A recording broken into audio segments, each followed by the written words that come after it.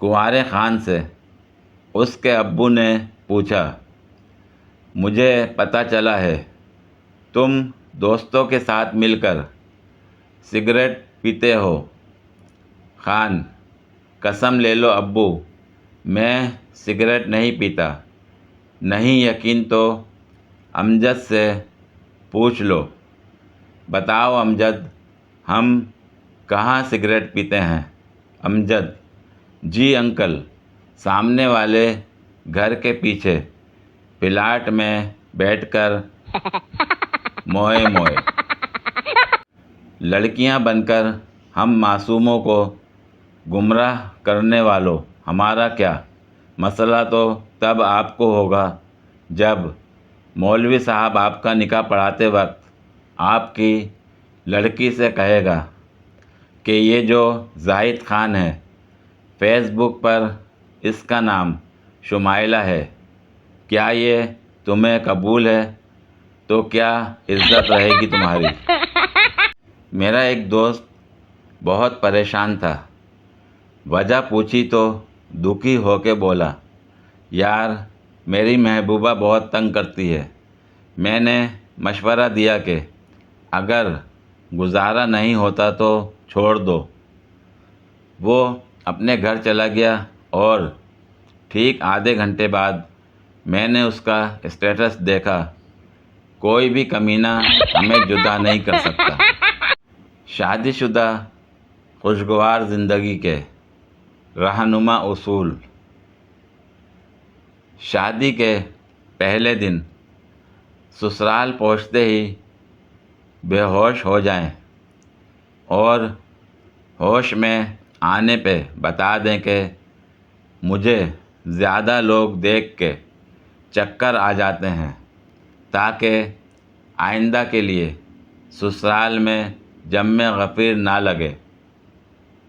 ولیمے کے اگلے دن ہی ساس سے کہہ دیں کہ میں اپنا میکہ اور وہاں کی تربیت پیچھے چھوڑ آئی ہوں، اب تو سب کچھ آپ سے ہی سیکھوں گی، اور اسی طرح سیکھنے سکھانے میں 1-1.5 سال نکال دیں۔ کوئی بھی کام کبھی اتنا پرفیکٹ نہ کریں کہ وہ آپ کی ڈیوٹی بن جائے، بلکہ ہر کام ادھورا چھوڑ کر ساس سے کہیں، امی یہ تو آپ ہی صحیح کر سکتی ہیں۔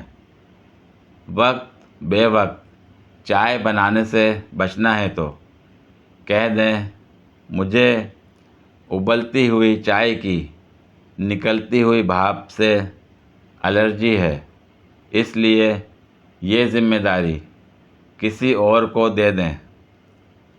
میاں کو پہلے دن ہی بتا دیں کہ جس دن میں اپنے ماں باپ کو نہ دیکھوں اس دن مجھے جلدی نیند آ جاتی ہے۔ اس طرح وہ سر شام ہی آپ کو میکے کا چکر لگوا لائیں گے۔ ساس جو بھی پکائے اس کی تعریف کریں اور کہیں، یہ تو بس آپ کے ہاتھ کا ہی اچھا لگتا ہے، یہ تو صرف آپ ہی پکایا کریں۔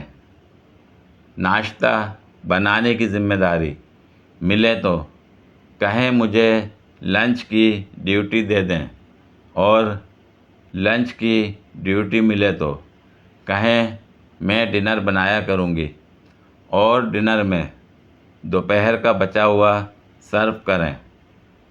اس طرح آپ کو صرف لنچ گرم کرنا پڑے گا، پکانے سے بچت۔ سسرال میں ہمیشہ لمبی لمبی چھوڑیں، کیونکہ یقین تو انہوں نے چھوٹی چھوڑیوں پہ بھی نہیں کرنا، تو پھر بندہ لمبی کیوں نہ پھینکے۔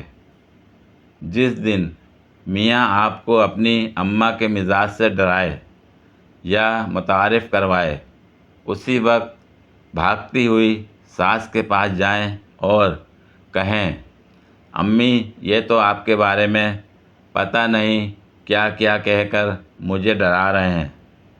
جبکہ آپ تو میری امی سے زیادہ اچھی ہیں۔